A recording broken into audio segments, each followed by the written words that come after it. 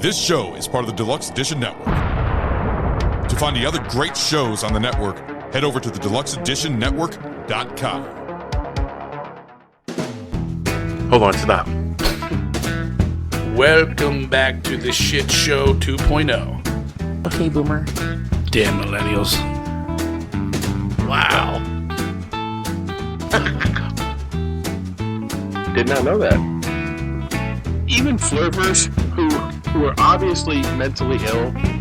You want to be my wife? Oh, this is gonna go downhill real quick. What is going on? And welcome to Take on the World with Yay, Johnny! and Mike D. Back again. It has been a long time. Long time. So now, me and Nathan, we did a podcast last weekend. You did? Yes. We did the history of Coca-Cola. Coca-Cola. And we talked a little bit about his surgery and what he's going through and why we've taken this long break. And I'm just glad to have you sitting back at the table. I know. It's been a while. It's almost 2 months. Trials and tribulations. Because the one before he went in the hospital, me and Nathan did together, was the history of Pepsi. Yes. And you weren't here for that either. That's funny. That's how you started it. You ended with an American soda product. So I call that my Where to Come From series. Me and Nathan did phrases, where they come from. We did Pepsi. We did Coke. We have a couple more sodas we're going to do. Just because there's some interesting stuff with the sodas. Yeah, absolutely. The John Pemberton, who did Coke, who made Coke, he was a Civil War colonel. And the reason he came up with the idea for Coke is because he got slashed across the chest, almost died, and became a heroin or an opium addict. So weird. That's crazy. That's how it started. That's how Coca-Cola started. So that was his choice of drink. Well, no, what he did was he tried to make a tonic that had cocaine and wine. And then Prohibition was welling up in Georgia. So he changed it to the cocaine, and the cola nut. Oh, okay. And that's the formulation that he came up with. And it was a tonic that's supposed I want that goddamn Frenchy wine in my shit. it was called French coca wine. Came with a white flag in it. Yeah, that's what I said. You should have been here, bro. Yes. It was like, I give up. So we talked to give up tonic. We did. It helped him give up opioids. He surrendered. So we talked about that. I also I talked that we're going to be doing the show we're doing today, and I also have someone coming tomorrow. Oh, that's right. And my buddy Herb is coming tomorrow. Now his might air before this one. That's fine. Just because. And that's still on? He's still coming. Sweet. And we're going to do a movie review of the movie Prey. We normally don't do movie reviews per se. And you said you watched that, right? Oh yeah. Yeah, I'm going to watch it again tonight. Right. Don't tell me anything about it because I want to watch it. Oh dude, it's on Hulu. You have Hulu? I think I do, yeah. Don't tell anyone, I'll give you my log on. Yeah, because I signed up years ago to get one show. Well, see, that's what happened with us. And I don't think I ever deleted it. Nathan brought up a movie that he wanted to watch. It was called 2067. And he's like, 2167, whatever the hell it was. Anyway. Yeah, that's that movie we were talking about. Right. So, I looked it up. It was on Hulu. So it was like $12.99 to rent the movie. Or $10 a month. Or $12.99 to get ad-free Hulu for a month with a month free. So I got 2 months of Hulu for the same price as just buying that movie. So I got the Hulu. Well, that's how they get you, because then you forget about it. I won't forget. God damn it. I won't forget. We just got our electric bill with the air conditioning running.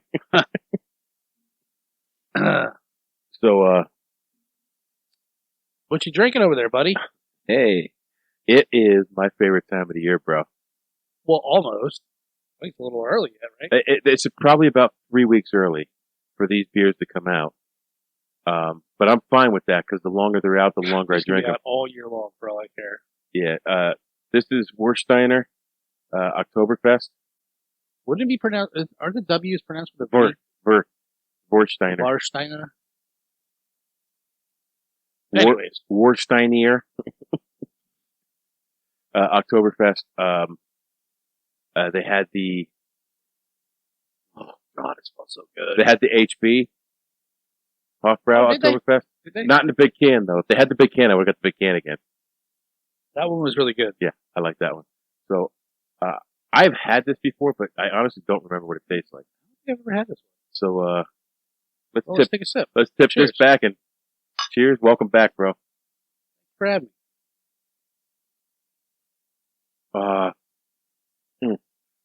See, Sweet Jesus. it's so good. There's nothing like a. The thing with this, I like to dump a little bit of this out in the glass. In one of our official They don't taste different. beer tasting mugs. I just want to show you how light this one is This is like for an Oktoberfest this is lager. like almost like a liquid pretzel with salt on it. I don't know. Look how light it is. That's like Budweiser light. Yeah. You wouldn't expect to get that rich of a taste from My a beer urine's like not even that light.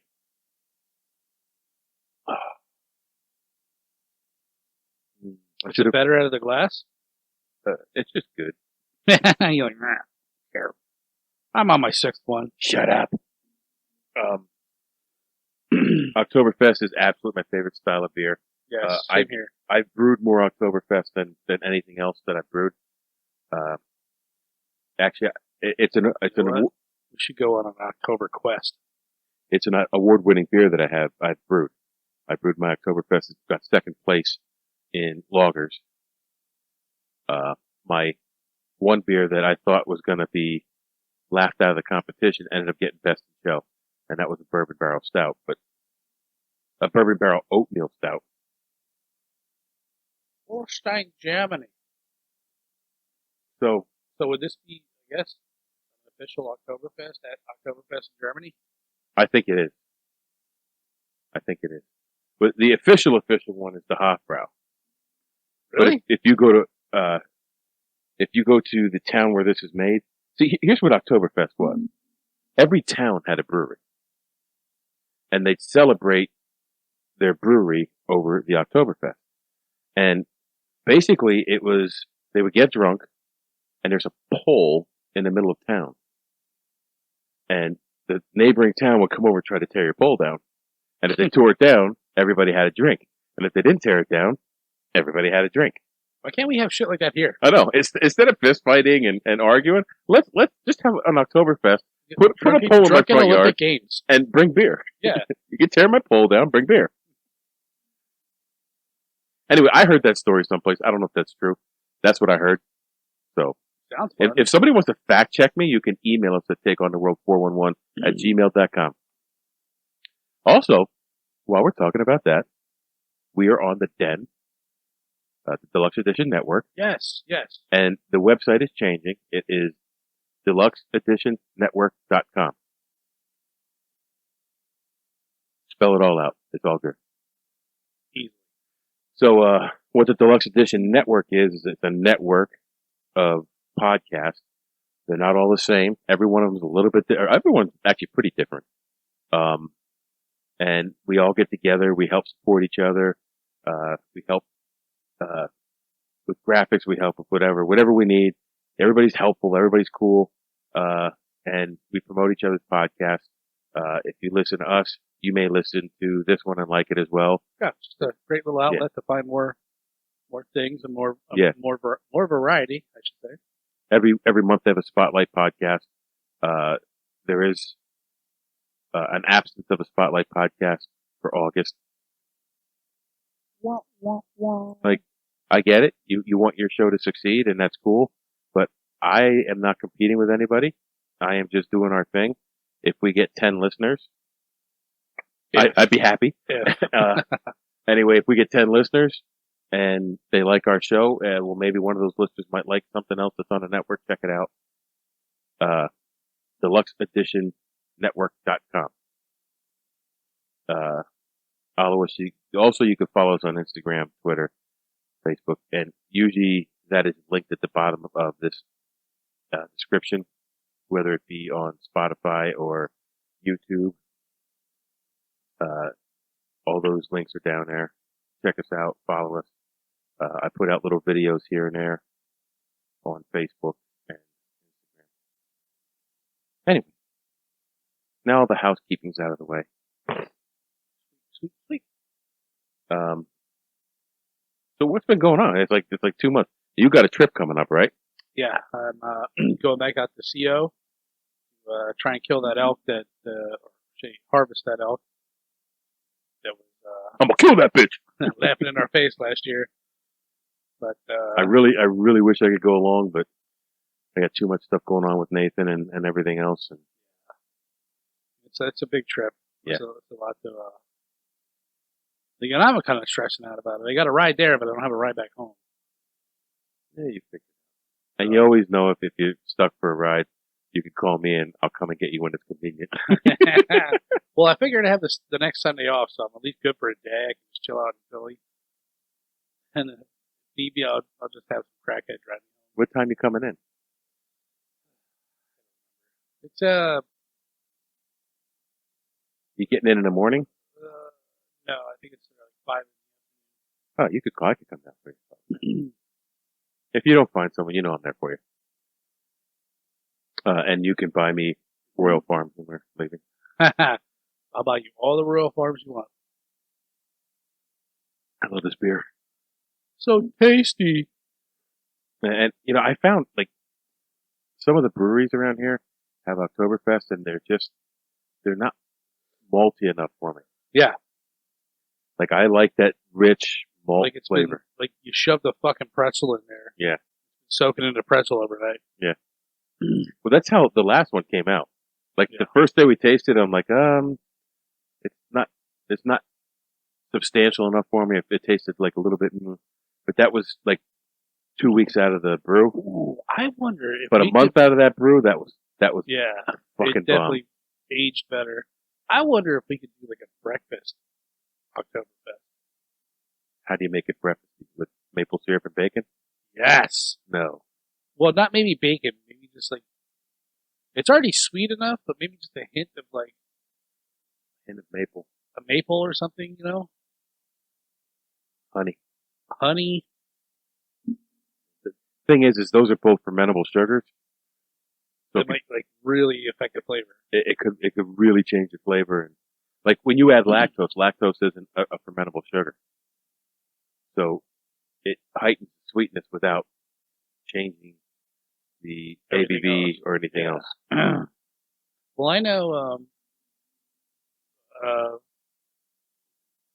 like Germany, they don't have, I don't think they have maple syrup in Germany. What? Or I'm sure they could get it now, but so someone I used to know, they would eat a stack of pancakes and they would put butter on the pancakes, sprinkle sugar over top of it. I'm like, that's weird. I'm like, don't you want maple syrup? I'm like, no, I like it this way better. And they said when they were in Germany, that's how they ate their pancakes. Instead of syrup, they would sprinkle sugar on it. When Lexi was there for that soccer tournament in Austria, they don't make a normal breakfast. Like they catered to the American kids that came over, and they tried to make eggs and sausage. Yeah, you were saying. And she said it was so greasy because they just didn't know how to make it. Yeah. That she would get sick to the stomach from it. I wonder if she remembers pancakes with sugar on it. I bet she does. Mm-hmm. I wish she had come down. She's here. You know how these kids are these days. Damn kids. She probably has plans. Anyway, did you see the back of this bottle? Brewing water, or ingredients. Yeah. Brewing water. 4 ingredients. Barley malt, hops, hop extract. What more do you need?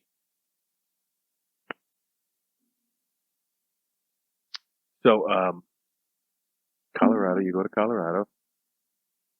Yeah. On the elk hunt without me. Without you. You're going to miss me. I will. Bro, I'm going to miss you a lot. I hope you and your dad have a good time. Send my love. Yeah, your dad was just, and Kat was just so cool. Yeah. Like, they're cool as shit. So. Plus, I just got a email from Left Hand. They're having their Oktoberfest celebration. Oh, really? Yeah. Oh, man, I'm going to have to stop down there. Now it's definitely not going to be the same. How am I gonna scoot away? Like, Yeah, Mike wants to. yeah, Mike. Mike told me to I'm go gonna look. Skype Mike at left hand. Yeah, I'd be sitting here with a bottle left hand, and it's not the same, bro. Man, they're so close too. Yeah. Well, now they're not because they moved Yeah, but they're not that far. that far. Nah. A bunch of fucking booze hounds like us. Yeah, dude, We'll go to fucking Florida for booze. I've driven much farther for booze. So Hey, wait, did you ever find that Misfits booze? no, never found it. You know what I did find though? The Def Leppard. Yeah. So we're going to do a tasting of the Def Leppard Pale Ale. I got a can of it's Elysium Def Leppard Pale. You know what? I'm surprised that Poison Motley Crue. Motley Crue didn't beer. Yeah. Well, they're starting to come out with stuff the way Kiss always Kiss. Like Kiss is on everything. Oh yeah. There's a Motley Crue comic book coming out. Really? Okay, Hey, whatever. that could be good. Cash in, man. So I got nothing going on because I've been running back and forth to the hospital and whatnot. Well, I wouldn't say nothing. Well, nothing new that I haven't spoken on. So we could jump into this topic that you came up with and probably did no research on. You're absolutely right. So Nailed the first one. Nailed the second one. check, check. Actually, you know what? I watched 2 YouTube videos. The first one I watched, I was like, this is boring. I shut it off. And the other one I watched, and Was it just on the ship that you mentioned, or was it No. on the whole thing? it was on the whole thing early on. Because I watched an hour-long thing on Oh, the there's- ship. On the ship you mentioned. There's tons of crap. That's why I say you could do an episode on every single one on this thing.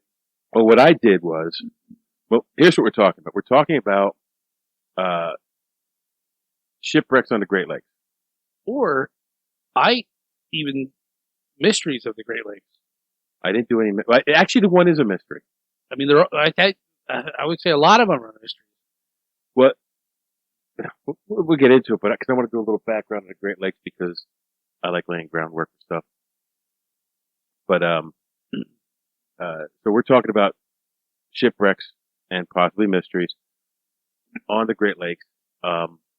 People don't realize how big these lakes are. Oh, I know. I was looking at them superimposed with the states, and like the one's almost as big as Pennsylvania. Now, Pennsylvania Is a big state. huge. Yeah. When you get out of the cities, there's like nothing. It's wilderness. Yeah. Yeah. You know? But I know I've gone up to, I don't want to say Potter County per se, but Potter County-ish area. Yeah. And went hunting up there, and Nothing you up drive forever till you get to the cabin. Yeah. Like Back you go roads. off the main road, you're on a gravel road, and you just keep going. So if you don't know what the Great Lakes are, you're probably You're an not idiot. you're not American. Huh. But it's a series of interconnected. No, wait. If you don't know what the Great Lakes are, you're probably from West Virginia. I'm pretty sure. I'm going to tell V you said that. I'm pretty sure Europeans have a little better grasp on American geography than Americans do. Okay. Or you're probably from fucking California. Yeah, I know where I get my water from, bruh. So, interconnected lakes between Canada and the United States. They connect to the Atlantic Ocean via the St. Lawrence Seaway, St. Lawrence River. The Great Lakes is the largest group of The what? the Great Lakes. What? I've been having some problem with my speech lately, dude. I said Great Wakes? I said something last week, and I was like, "What the hell is that?" When me and Nady were doing it.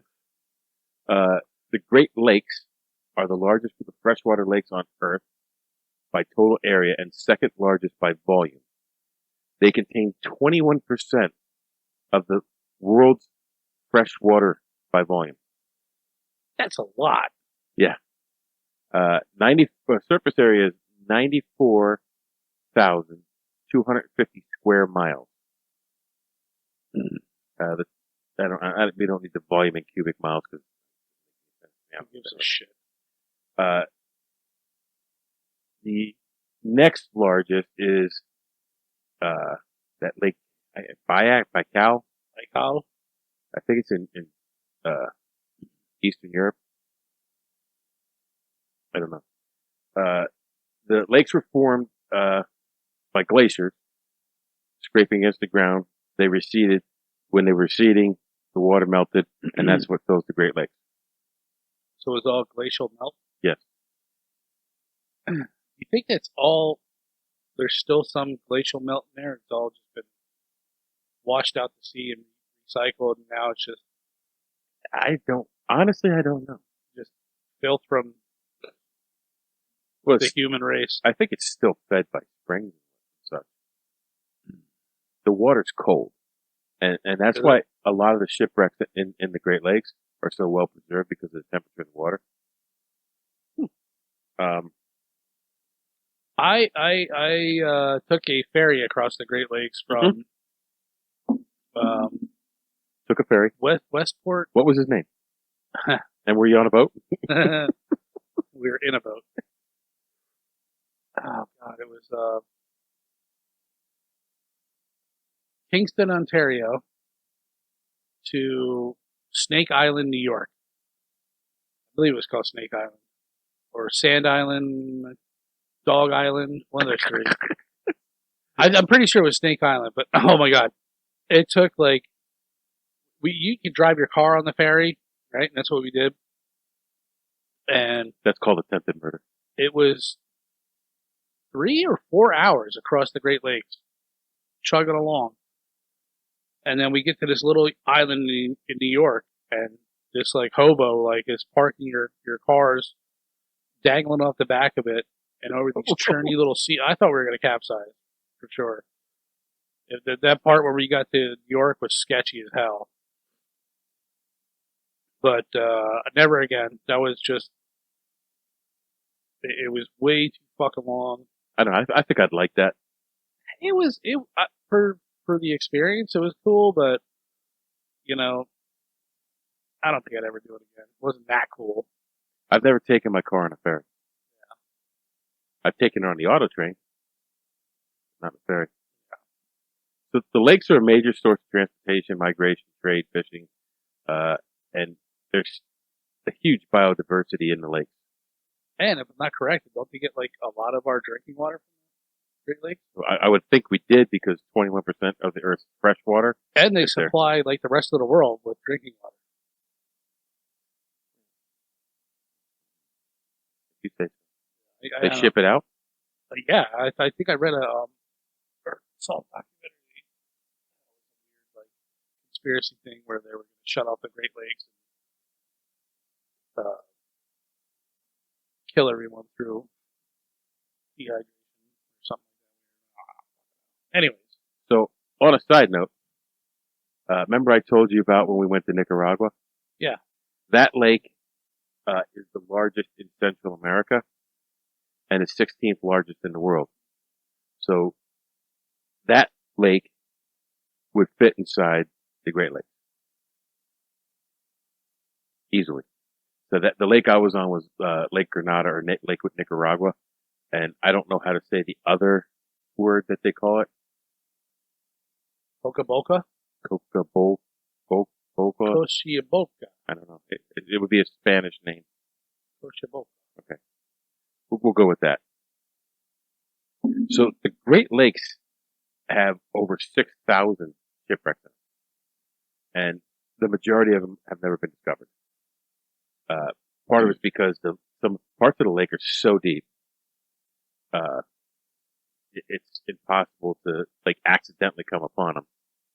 How deep is that? Or the deepest part of it? I know one of the shipwrecks that I looked at was sitting at 365 feet deep. That's deep. Yeah, that's deep. I mean, it's not Atlantic Ocean deep, but well, no, for a lake. Yeah, for a lake. over 30,000 lives have been lost in those 6,000 shipwrecks.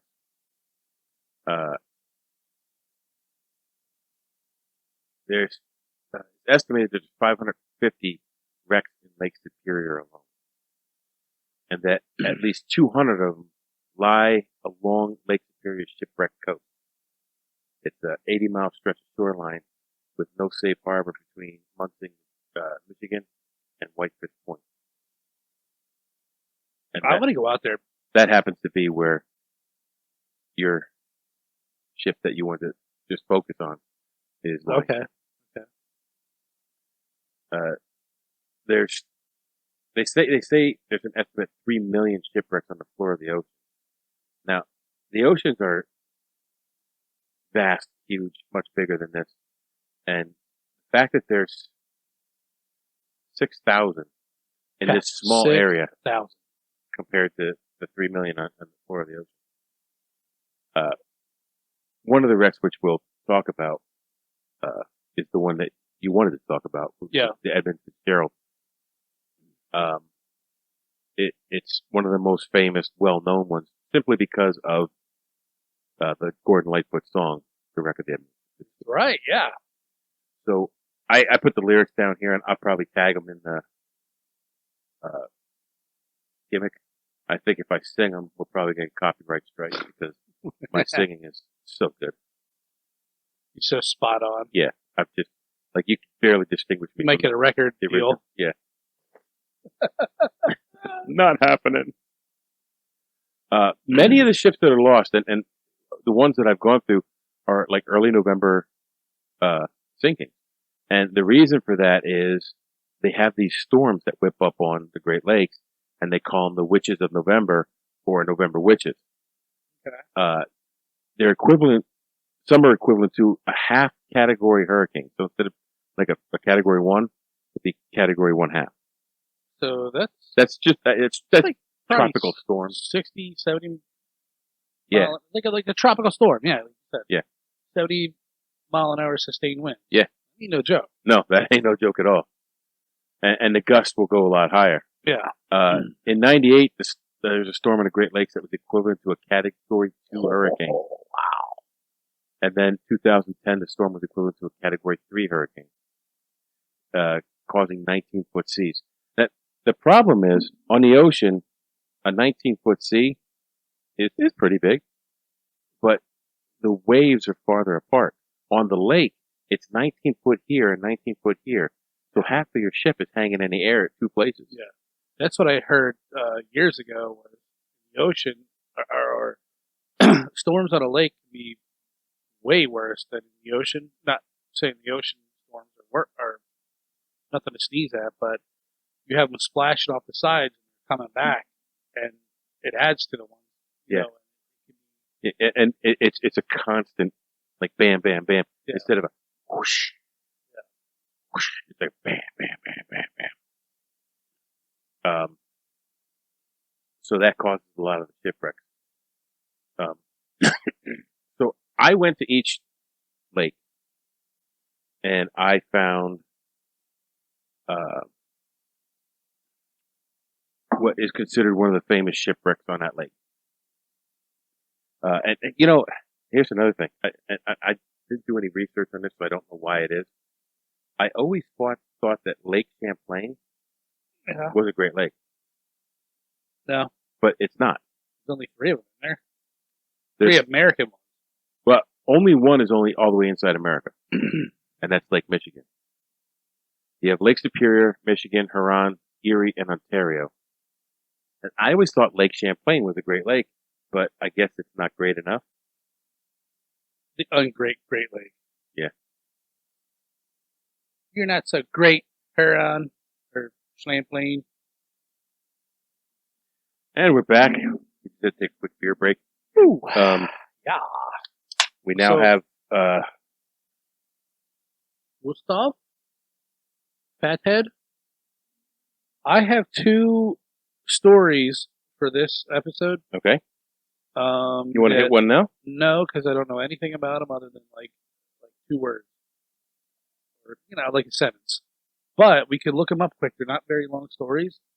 So if you didn't do them, I would like to hit on them because they're very fucking interesting. Okay. I know, and I was trying to find which one it was. One of the shipwrecks, the ship broke in half, and the back half of the ship with the propellers on it kept going for 7 miles. Get the fuck out of here. Yeah. I try to do it because I know how you are. You do your research, and I didn't want to like touch on the stuff that you were doing. So I went a different route, and I did mysteries of the Great Lakes. Okay. So I found one kind of interesting topic of some pretty cool stuff. All right. So we'll get. I'll touch on it when we get there. Okay. Well, specifically, it was the Bermuda Triangle of the Great Lakes.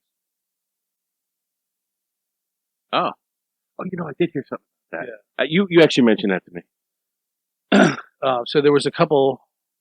You probably want to edit this out because I'm just like relating to you, so we can talk about it later. But there was two. There was more than two, but the two that I remember was the Le Griffin was the very first ship that set sail on the Great Lakes, trying to find a route to the ocean. The Griffin, one of the ones I did. Probably it was on Lake Michigan. Wait, go back up. I thought I saw it. Griffin. Yeah, it is right there. Where? Griffin, carrying 30. The SSGP Griffin. Lake Erie. No, this one said... No, the Le Griffin was a different one. Yeah, Le Griffin was on Lake Michigan. Yeah. So Lake Michigan is the only one I saw it, but I didn't do it. I did Lady Elgin instead of Le Griffin because Le Griffin was so old. Yeah. It didn't have a lot of information. Right. There was like nothing about it. It Right. sunk. And they still, to this day, they're trying to... They don't even know if it's sunk. They think that maybe the sailors just took the ship and the cargo and left. Oh, okay. I did see that, so we can talk about that. So then there was, I'm sorry, I remember three. And then there was another one that it capsized and then rewrited itself. And it looked like it got crashed into. And this is all Lake Michigan on the triangle. And the whole entire ship, the whole entire crew was gone, missing. Nobody knows what happened. Never to be seen again. And that's it. And then the third one, oh my gosh. Mine did the same thing. The third one, which I think was the most interesting one, was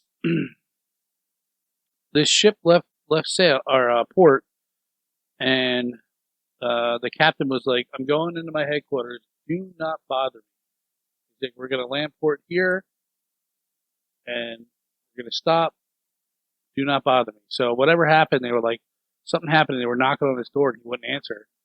And they broke into his cabin, and he was gone. He disappeared. But never to be found again. And we're back. We just had to get a beer change here real quick. Back up your ass, motherfucker. We now have Fathead's Brewery. It's exploded all over both of us. Gustafa Oktoberfest Lager. Gustafi? I had gotten this one. I think this is left over from last year. I got it up the one place I go for beer, and they had it on a discount thing. So I'm not particularly fond of this one. To me, it's too bitter to be an Oktoberfest, but let me know what you think. You try it yet? These are the last two cans of a 6-pack.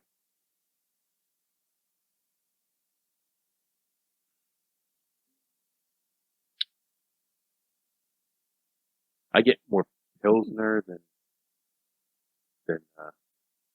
I get a little Oktoberfesty-ish thing there going on. yeah, there you go. Enjoy. You don't like it. I'm just there. I was so disappointed because it's my favorite style and it didn't hit the spot for me. Anyway, so you were talking about Yeah, it's a little hoppy. I agree. Yeah, mysteries on the Great Lakes. So we'll look up our next break, we'll look up a few of them and we can talk about them a little bit. Okay. But the one you mentioned to me, I did know about, and I almost added that.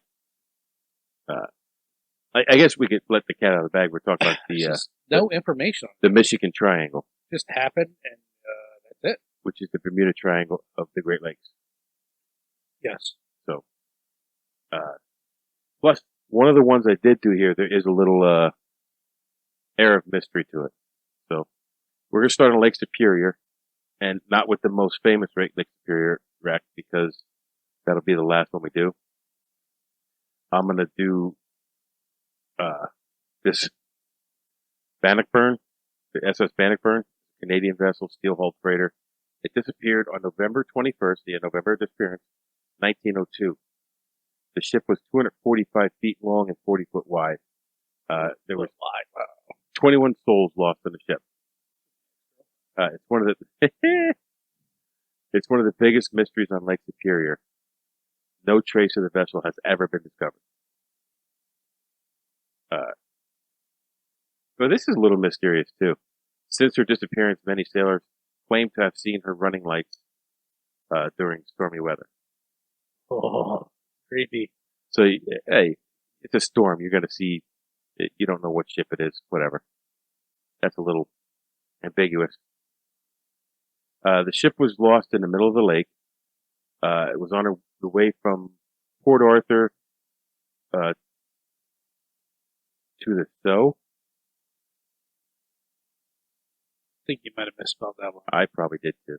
It was on. It left Port Arthur going someplace with a load of wheat, but disappeared without a trace sometime after 11 p.m. on the 21st of November. The ship was only 9 years old. It was launched in 1893. I wonder, how good do you think their record keeping and as far as like, you're going to plot a chart, this is where this ship's going. We're going to go here, we're going to stop here. Do you think their record keeping was that good back then? The record keeping after the voyage, yes. Before, no, because you would change your course along midway. You had no radio, you couldn't radio. But if most captains, when they plot a course, if they change it, they change the course in their log. Right. I get that. I mean, So well, I guess that wouldn't matter if it's down at the bottom of the fucking lake. Very true. Well, I'm just saying. If we only had the logs. You're talking about back then, did they do this? And that's how they did it. So you're right. With the ship going to the bottom of the lake, that log was useless. So that you could be looking in a complete wrong place for it. Right. It's not like they transported their coordinates to a tower, and the tower is keeping track of them. So if they sunk, they would have all their, well, this is where they were, this is where they were going. Yeah. Snake Island. Snake. Is that what you said you went on your ferry? I think so. I'm pretty sure it's called Snake Island. Okay, so this ship was very recognizable even before you could see her name, because the ship was a very common sight on the Great Lakes. The Bannockburn had two major incidents before she sank. Sank. I was burping. In April 1897, the ship ran aground on the rocks near Snake Island lighthouse. Did you go see a lighthouse when you went on that ferry? I did not go see a lighthouse. I just wanted to get off that hillbilly island before we died. Okay. But I'm sure there was an I never saw one. I wasn't looking for one. No lives were lost when they ran aground, but the ship was badly damaged. Several months later, in October, on her way to Kingston carrying grain. This has to be, because that's where we left. We left Kingston to Snake Island. Okay. So, she struck a wall on Welland Canal and took on 9 feet of water. Did you go through the canals on that ferry boat? No. This ship was huge. It was like a cruise ship. Oh, wow. And they were like they must have had 50, 60 cars driven on this. It was like a triple decker deal. I just remember sitting on the deck, like, you know, it was nice being outside with the breeze in your face, but you're like, okay, bye Ontario. And then it was like nothing for 3 hours.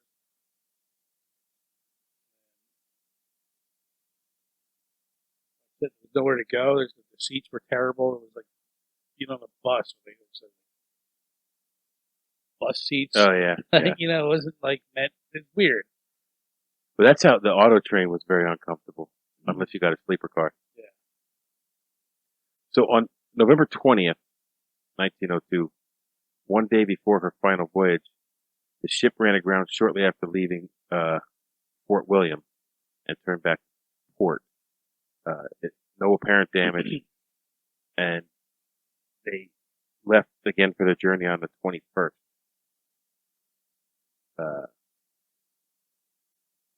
The last time it was seen was by Captain James McMaw, 80 miles off of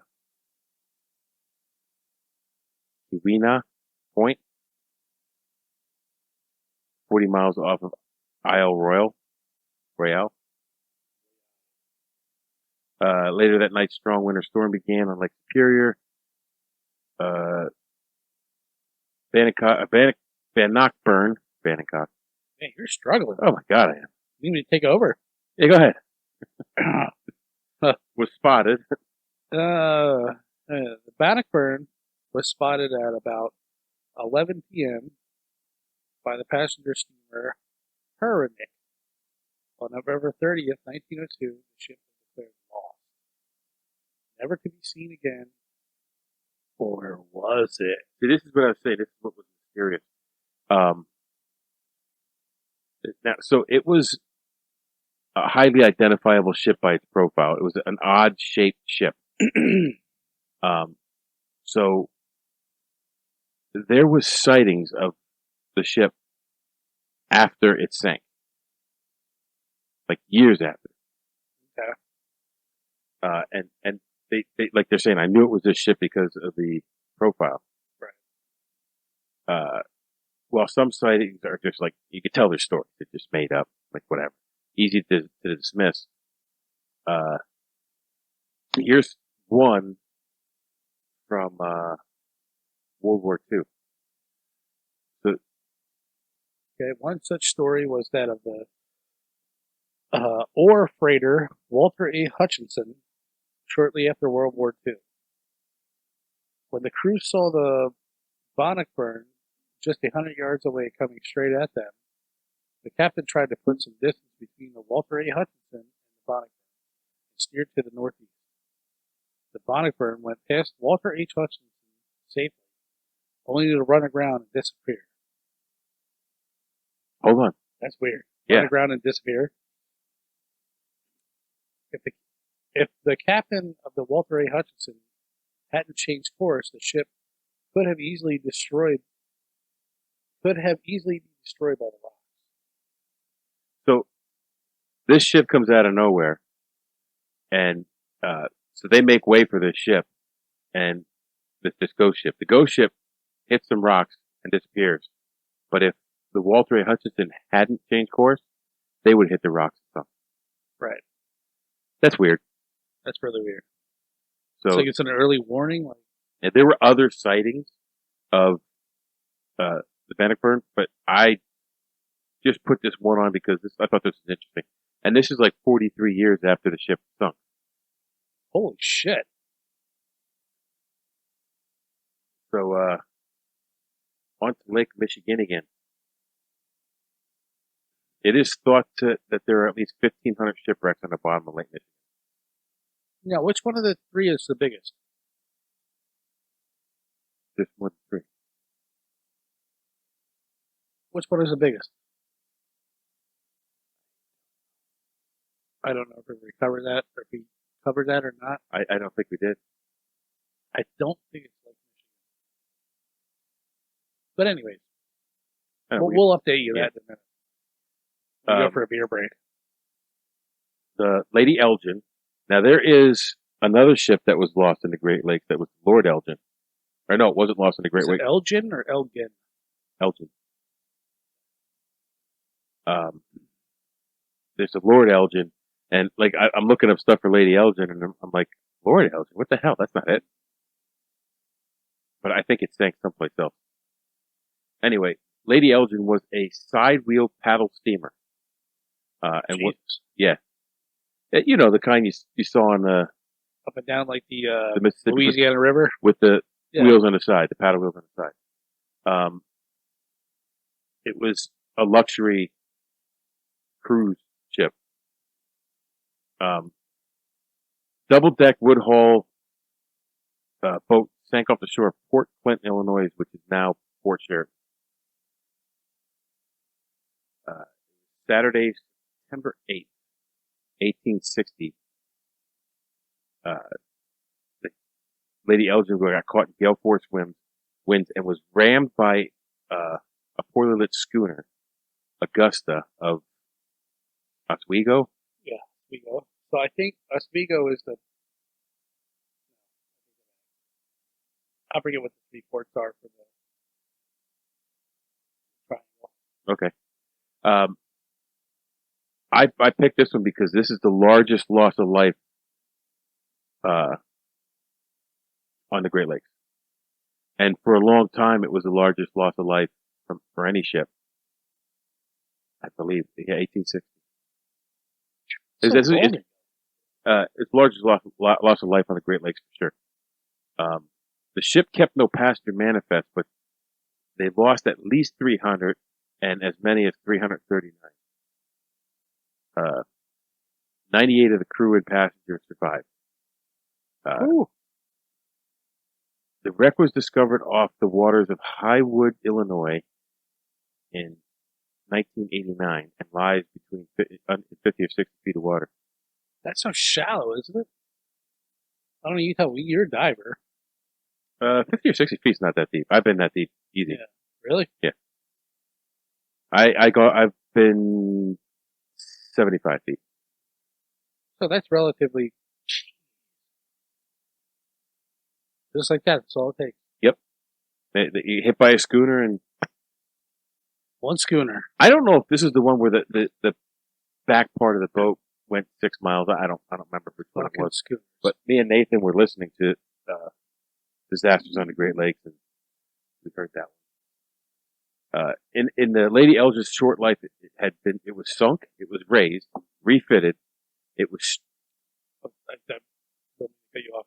Flashing. Yes. It was stranded on the reef, and it was damaged by fire. Jesus Christ! This is interesting. How do you catch fire in a storm? But no. This is all before this happened, like in the boat's history. Oh. So that was like a pleasure cruise liner type thing.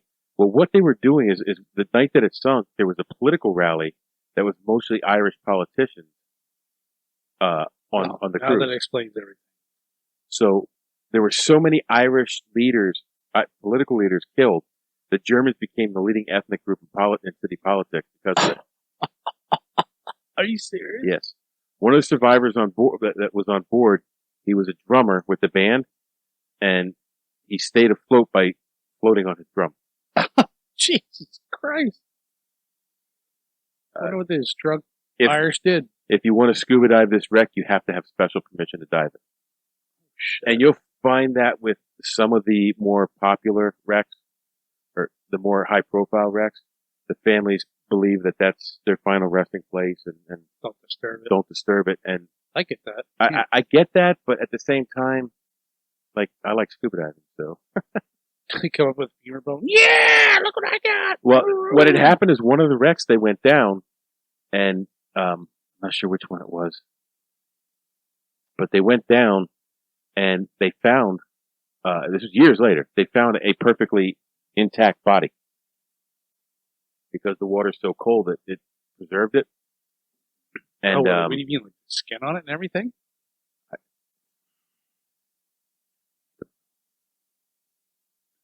but it was wearing what they call the cork Picture jacket. of his girlfriend and his hand on his dick. Big smile on his face. I'm going to hell. That's when the family said, "Look, this is their final resting place. You can't keep diving this site." So they went down for one more dive that was sanctioned, and they raised the bell from the ship, and they took a replica bell down, same size and everything, with the names of all the victims on the bell, and they placed it back into the same spot. You know, I don't know how I would feel if I died at sea. When died my, I don't think I would want you to disturb my bones. But you shouldn't touch nothing. But like, if you can't dive the ocean because someone died in the ocean, the whole ocean would be off. Well, I think a lot of the problem too is you got a lot of people want to ruin. Like, I want to take something from this, and then everybody takes something from it, and then it doesn't exist anymore. That would suck. You know, it's like going to visit the national parks, and now it's so restricted you can't, because people are idiots. Then they oh yeah, carve their names into shit. That's just dumb. Like, I don't get that. You know, I don't. So many people now, if you did it, they wouldn't exist. Nothing for anybody else to enjoy. That's like where was that one place where the rocks were balancing and they fucked around and knocked the rocks over? They've been standing there for hundreds of years, and some idiot kids came and pushed them over. Bullshit. So we'll go to Lake Huron. The Goliath was carrying flammable cargo of shingles, lumber, and hay, and 180 kegs of blasting powder. Now, I saw two different reports: 180 kegs, 250. What difference does it make? That's a lot of powder. They were going from Detroit to Lake Superior in September 1848. A fire started near Saginaw Bay in Michigan, with likely spark from the smokestack. Hey, I'm surprised you didn't put the lyrics to yeah. What's his face? Oh my God, Billy Joel. No, about Saginaw Bay. As soon as I said Saginaw Bay, it went through my mind. What was his name? Oh my god! Oh, I got the song stuck in my head. Sing it for us, John. We won't get a copyright strike, I'm sure. Working on a night moves. Oh, Bob Seger. Bob Seger, yeah. Saginaw. It's not called Saginaw Bay, but he mentioned Saginaw. Yeah. And actually, I told you years ago, I'm like, if you can guess the song I'm singing in my head, I'll give you $50.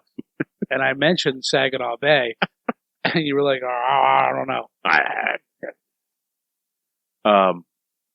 The inferno quickly spread through the combustible cargo. The crew tried to extinguish it. About 5 miles from shore, fire reached the hold containing the powder keg, and kaboom. Kablooey. They said that the explosion was felt for miles.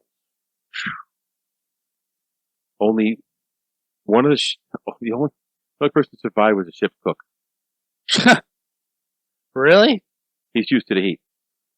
If he can't take the heat, get out of the kitchen. Oh, he got the fuck out the kitchen. He got the fuck out that kitchen. He dove off the ship. Fuck this crap. Figuring the ship was doomed, he had lowered a small boat and fled. So he took off. He ran like a chicken-ass motherfucker. Ship, man. He abandoned ship like nobody's business. I want his name. He should go down in disgrace.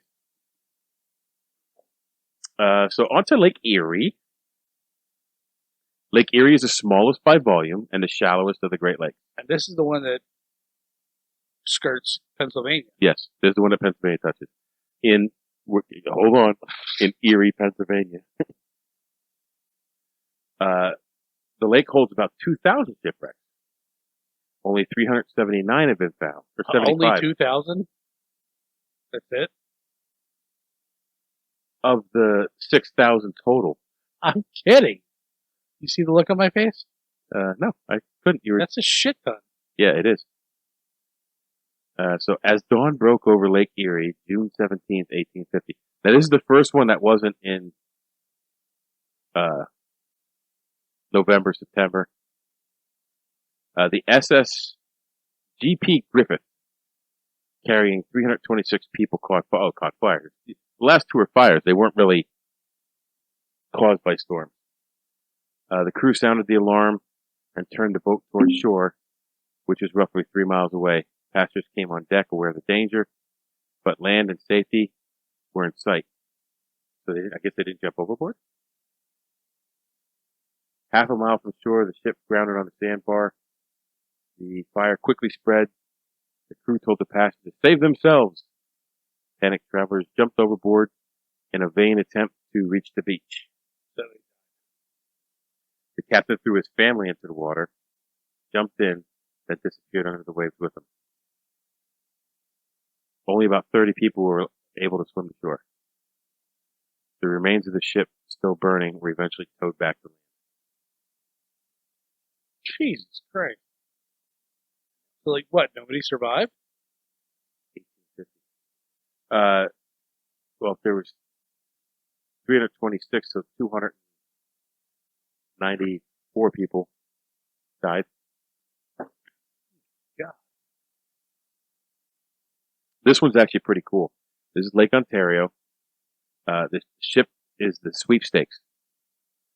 And I have a beautiful picture of this ship.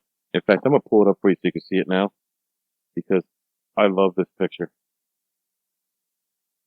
I would love to go here and dive that. Oh, that's cool. I'm going to throw it up on the screen so everybody Look can see. how clear the water is. If you're listening on Spotify, you can go to YouTube and check out the podcast. Just fast forward to wherever we are. The fuck did it sink that close to land? It didn't. There's a story to it. Okay. And the water is crystal clear. Here's a shipwreck map, but that's not a very good map. That only shows like 20. So it looks like this is the largest Great Lake here. Anywho. Or actually Colburn. So the shipwreck sweepstakes.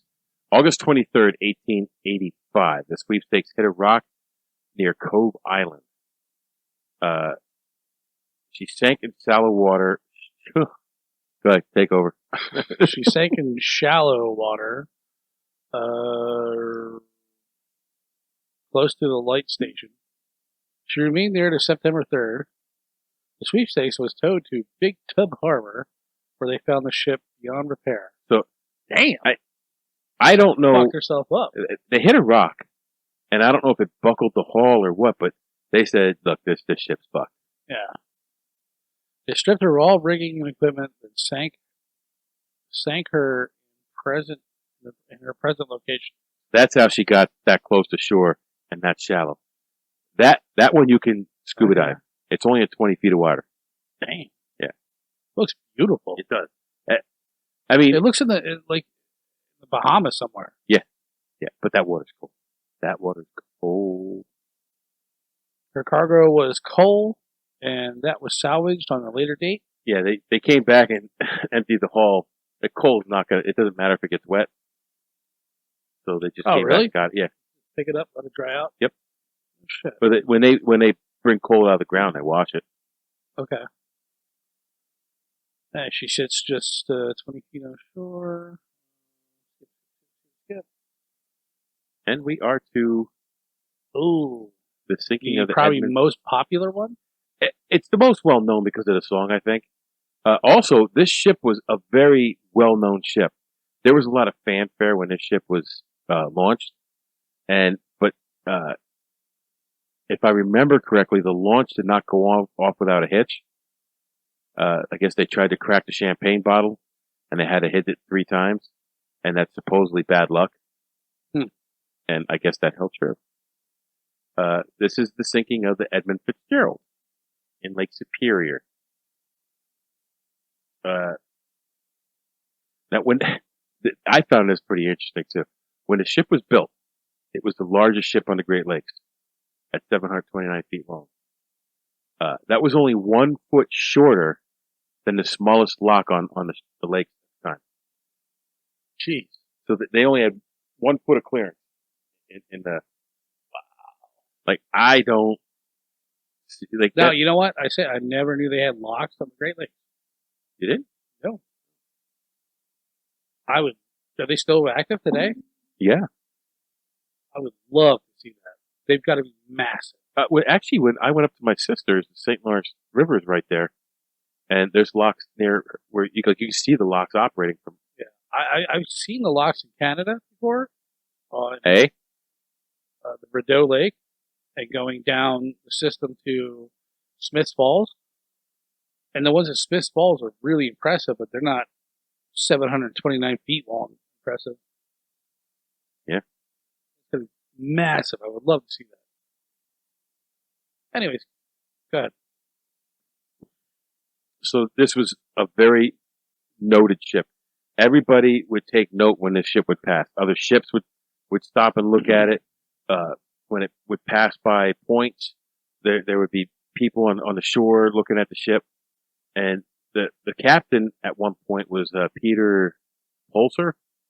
He would play music over the loudspeaker as they passed other ships. And I think I heard on one of the things that Oh, yeah! he would actually sing on the loudspeaker if he saw people on shore. I know. Are we going to get a hit now? What's that? Are we going to get a hit? Yeah, we probably, yeah. Copyright strike. I mean, what would you play when you're cruising down in your big ass ship? Kickstart my heart. You shoot fucking fireworks off the side of it. That'd be so awesome. Out of my way, Crotchstein! So this Captain Pulser was a very popular captain. He was like everybody's buddy on the ship and like very friendly to everybody. But the ship had several collisions with other ships and the locks. Now I understand it hitting the locks because it's so freaking big. Yeah, there's like no room for it. Barely fit in. She said. So she didn't say it to you. Captain McSorley took over the ship, and he was a much different sort of captain. He was very well respected. No one disliked him, but he was very businesslike and tight. Yeah, he ran a tight ship. You were expected to do your job, and that was it. So on November 9th, 1975, little Mike D was 5 years old. Huh. The Fitzgerald left Superior, Wisconsin for a steel mill in Detroit. Now, I heard that the weather when they were leaving dock was calm and clear. Yeah. Okay. So the Arthur M. Anderson was captained by Bernie Cooper. They left a little bit before the Fitzgerald, but it's a slower, smaller ship. But the Fitzgerald and the captain of the Anderson maintained some radio contact throughout this journey, and that comes in key when she disappears. At one point on the 9th, the gale warnings were issued for the southern Lake Superior, and both the captains decided it would be a good opportunity to change course, go toward the northern part of the lake where they could get some shelter from the northern shores, and head to Whitefish Bay. Yeah, Whitefish Bay, and they would be safe in the bay at Whitefish Bay.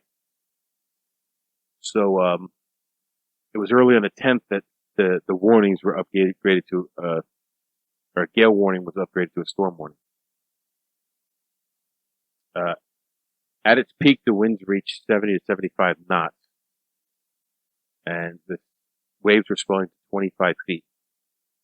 That's huge. Phew. And again, like we said, the waves are so close together, it just kept battering. Very double every time we hit. Yeah. And McSorley had noted that was the worst seas he had ever seen. Both captains decided they were going to Whitefish Bay. I already said that. 3:15 p.m. Anderson noted that the Fitzgerald was passing dangerously close to the shore off of Caribou Island. Just after that, like 15 minutes later, the Fitzgerald reported to the Arthur Anderson that he was taking on water, and he had some minor damage. The ship was he didn't say he was taking on water. He said the ship was listing, which to the captain meant he was taking on some water. Right. And I remember that part. That the show off Caribou Island. When they did the investigation later on, they found that the beacon on Caribou Island was not working, and neither was the lighthouse light. Oh, that's a big deal. So that could be how he got so close to shore, and one of the theories is he hit rocks there, but there's a couple theories of what happened.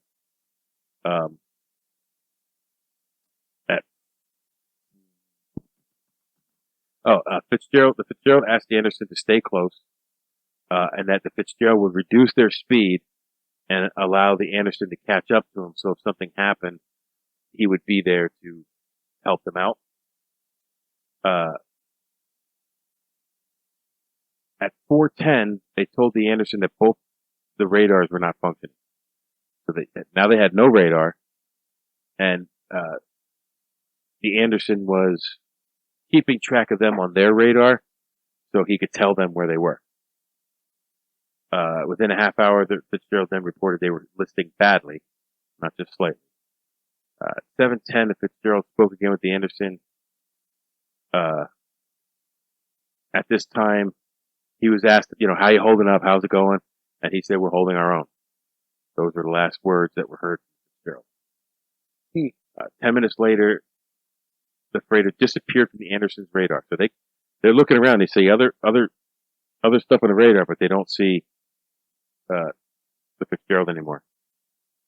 They were less than 20 miles from the shelter at Whitefish Bay. And I wonder if he hadn't slowed down to wait for the other ship, if he would have made it. I think he would have. I don't know. I could second guess all I want, but that just says Whitefish Bay. Whitefish Bay is Ontario, Canada, and Michigan. It's shared. It's a shared bay by both countries. After trying to contact them, the Fitzgerald for more than an hour, Anderson got a hold of his Coast Guard and said, hey, this is what happened. This is the last time I heard of him. And they were requested to go out and look for him. Hey, the Coast Guard said, hey, it's going to take us a while to get there. Can you go out and look for him? So a couple ships did, and even though the Anderson had made it to Whitefish Bay unharmed, they did turn around, go back into the storm to look for the Arthur. The Fitzgerald. The ship, the William Clay Ford, also joined the search, including some other vessels, as well as helicopters and airplanes. Some lifeboats, like gnarled up, broken up lifeboats. Some life jackets and other debris were discovered, and that was it. There was an oil-covered one of those life preserver rings. Yeah, that's it. That's all I really found. I think that you know how you hear of rogue waves. Yes. Yeah, 100 and 120 foot high. Yes. I would not discount that. Well, that is one of the theories. But a lake, because like I said, everything's crashing off the walls. Where's the engine go? It comes back. Yep. Doubles onto a wave. It's a smaller area. Could easily happen. I'm no scientist, but for that big ass ship that got in there, like start listing. Yeah. It was probably up in the air, like cracked over two waves. Well, here's another thing. These ships, so older ships were more rigid, and it would cause them to snap. So they made these ships so that they would actually twist a little bit with the storm, which was a good thing. Right. it would help the ship. So there's a good chance that this ship would have been lost way before it was, if it was still made like the older ships, because it was so long. So they searched over a week, and sonar detected 2 large objects.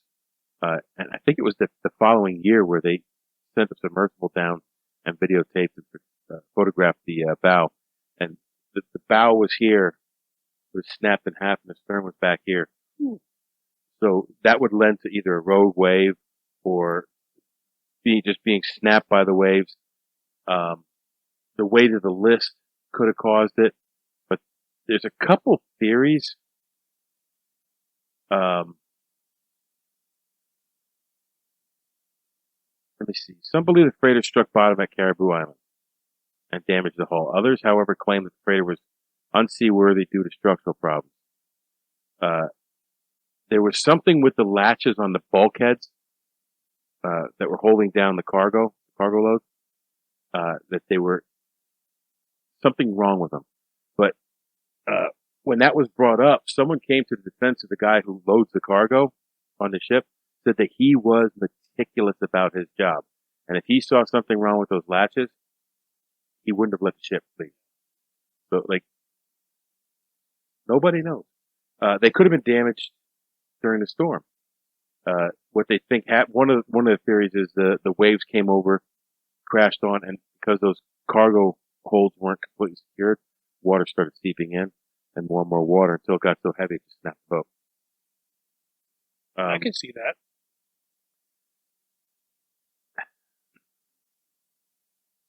Some blame a rogue wave. Although subsequent underwater expeditions examined the wreckage, no definitive answer has been found why the vessel sank. Here it is. In 1994, an expedition discovered a body of a crewman, which was located near the bow, appeared to be wearing a life jacket, and actually what they said, it was a cork jacket. That's what it was called. This is the one where they removed the bell. So they say they found this crewman. Now, I don't know if they found the skeletal remains of a crewman or if they found a perfectly preserved specimen of a crewman or what. It doesn't really say. But so they took the bronze bell off and put one on the ship. I was gonna say, they find this guy at the bottom of the ocean with a life jacket on. It's got a pretty good life jacket. Well, they called it a cork jacket, and cork is a wood, and while it resists water, eventually it'll take water on and get waterlogged. So if he was pinned in a compartment underwater, it probably slowly took water on over time. So at the urging of the crewmen's families, the Canadian government limited access to the wreck. So you're not allowed to dive there anymore. When they removed this bronze bell, they put when they removed the bronze bell, they put another bell down in its place with all the victims.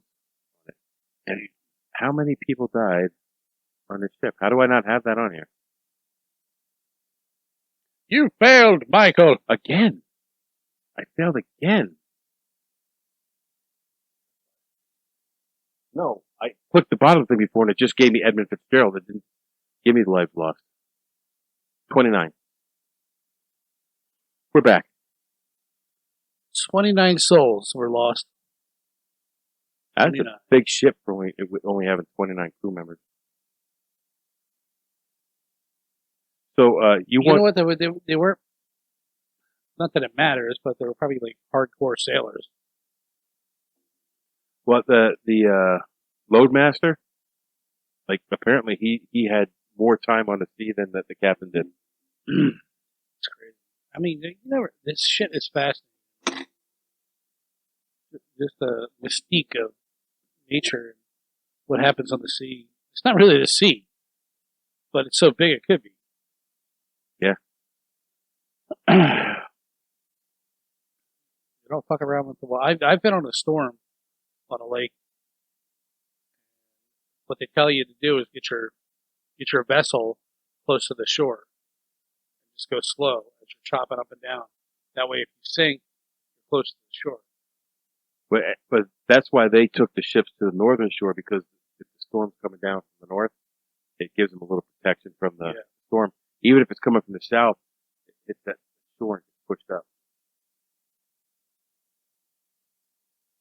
So you wanted to talk a little bit about the Michigan Triangle. The Michigan Triangle. There was three specific. There was the Day Griffin, which Day Griffin? a little blip. Now, you said something about it being the first ship that was the first ship that sailed on the Great Lakes, and I guess they were trying to find a route from the Great Lakes to the ocean. Right. For trading, whatever all the ship they did back then. And it went down mysteriously and was never seen again. Okay, so now I heard an alternate story to that. Yes, this is interesting. I did not hear this.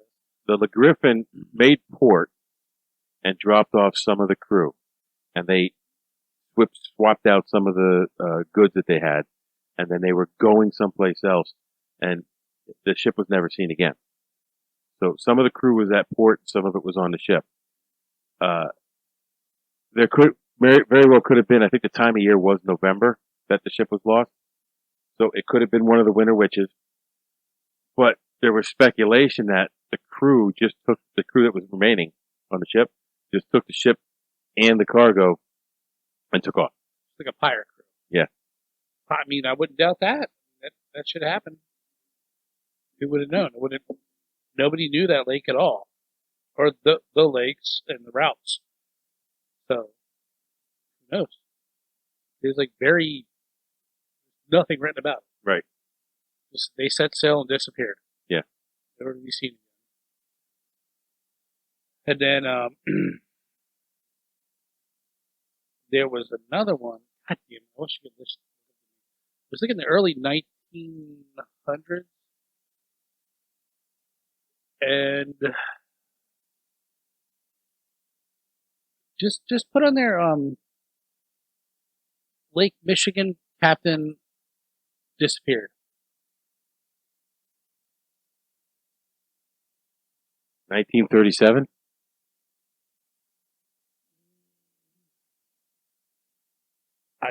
I guess could have been. You said 1900. That's only 37 years It's pretty off. early, yeah. It might have like pretty off. On Lake Erie, the starting point. No, I believe this was all Lake Michigan.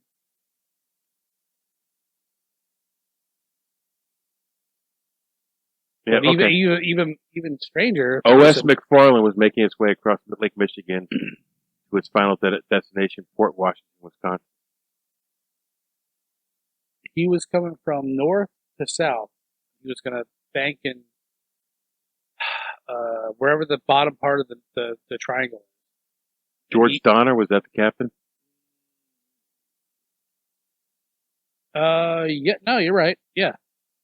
Yes, Donner. Okay.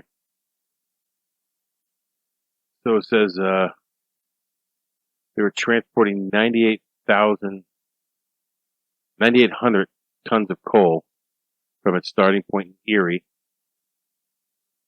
They departed a few days prior, but then they were on Lake Michigan. They left, they're going across Lake Michigan to Port Washington. See, I thought they were on the other route coming down. But whatever. Well, if you're coming from Erie to Michigan, you are coming down.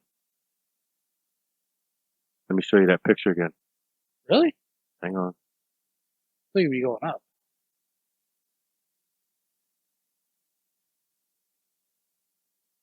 So, Lake Erie is over here. I don't know which one of these, but so you have to come down. Which one's Lake Michigan? This one. Okay, so where you got the Michigan's the limp dick. so yeah, that's where they went. They were coming from here, and I think he wanted to dock here before they made their final destination here. And something happened. They were knocking on his door. He never answered. They broke into his door. He was gone. Just disappeared. Never to be seen again. And they're saying he was a capable skipper, and he'd been working as a skipper or a mate on ships since 1879. He was, what, 57 years old?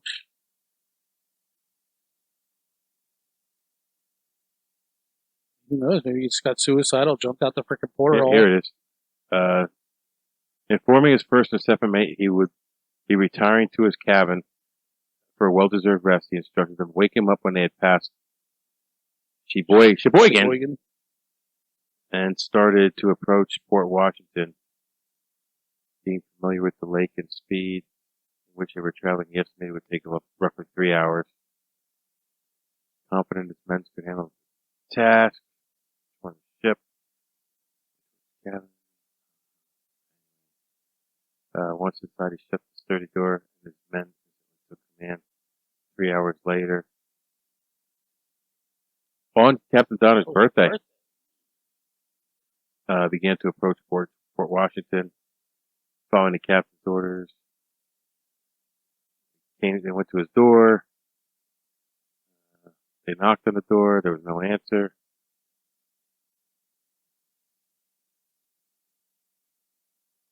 Made the decision to enter the room.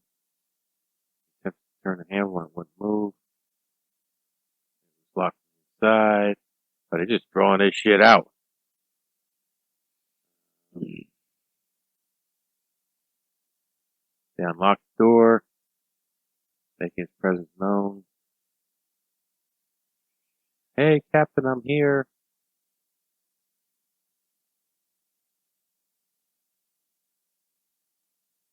It was an empty room, that's it. Yeah. Gone. That's weird. The wind, gone. That's weird. And they never found out what happened? Oh, I didn't read about it. Damn. That's crazy. Crazy. What was the other one? You said there was 3. I don't remember what the third one was, but I can think of another one. This might have been it. There was a thing I watched on people going to Lake Michigan, and they just swim because it's a nice day in the water, and they get caught in riptides. And one guy says, I didn't think there were riptides on Lake Michigan. Or whatever lake, I didn't believe it was Lake Michigan, Erie, whatever, the Great Lakes. They all have riptides. And he goes, I was swimming out there, and he's like, I got pulled out. And he goes, I went on my back and I tried to float. Like 5-6 foot waves crashing. Like I was going to die. Like, oh crap! Like, this is it. And he went down for one last breath, and a kayaker came across and lifted him up on the boat. Yeah, saved his life. And like 2 or 3 hours later, a 16-year-old boy went out and he drowned in the same rip current on the same beach. wow. And so he started a thing to make people aware of rip current, like hanging signs on Lake Michigan and all the beaches that this is a rip current, how do you defeat it, wear your life vest. Try to make people aware. He got married on the same beach, and the 16-year-old boy's mother contacted him and said, thank you for making us aware. And nobody knows it's a thing. Just shows you how powerful the waters are. Well, I got a first-hand look at the Great Lakes because when I was in the Navy, we had boats that we took out for training and shit. And I remember the one time, it was wintertime, I walked down to the shore behind one of the schools and we walked down to the lake, and actually it's springtime, the ice was starting to break up. And you could see these humongous chunks of ice, like pushed up on the rocks at the side of the lake. And when I say hunks of ice, I mean like 4, 5, 6 foot thick. And like, I just remember I was in awe of how big those ice chunks were. Like, I thought I only see something like that in the Arctic. Right. Not here. Not Chicago. Not in Illinois. Yeah, but I mean, it's nothing to be toyed with. you've seen 6,000 wrecks. Yeah. 30,000 lives. But that's just what they can. I'm sure there's probably more than that. 30,000 lives, and I don't even know if they account for the people that get sucked in. They say every year people get drowned in those lakes. Not even on a ship. They're just going out on the beach, going in the water. Look at those waves. That's on a lake. Yeah. So this is not your mom and dad's lake. Hell no. Anyway. So, we took on Great Lake shipwrecks and some mysterious shit that happened up there. There's so much more. And before I finish this, it's just good to be back. I know, right? It is. I missed this a lot. I do too. This is a long episode, but it was good. It was, yeah. Well, actually, me and Nathan's last one was pretty long too. Yeah. Almost an hour and a half. But there's only, it had to be this long for this subject. You can't do this thing justice. And I'll tell you what, we barely scratched the surface of the Edmund Fitzgerald. Yeah, we did a blip of what it could be. There was so much more communication back and forth between those two ships. There was so many other things that were going on. But I feel like we just wanted to get you into like the fringe subject of like, yo, this is crazy as shit. Like, if you haven't known about it, look into it. Yeah.